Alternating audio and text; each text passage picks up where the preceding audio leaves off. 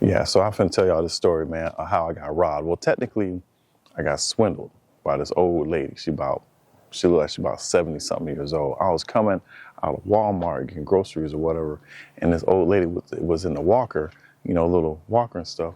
And she was like, "Oh, excuse me, sir. Can you help me get my groceries out the Walmart or whatever?"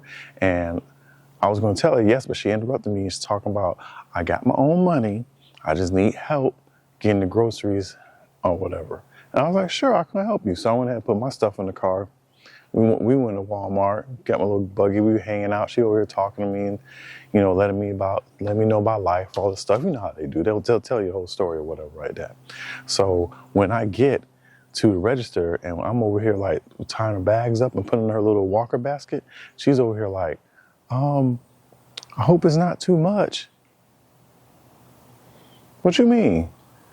And she was like, "Well, yeah, I told you I need help getting the groceries." I said, "No, you told me you had money to get your own groceries. You didn't say nothing about getting help." She's like, "Oh, no, I only have $23 on my food stamp," stuff like that. I was like, "Oh, man." So, I had, I had to go pay for it or whatever.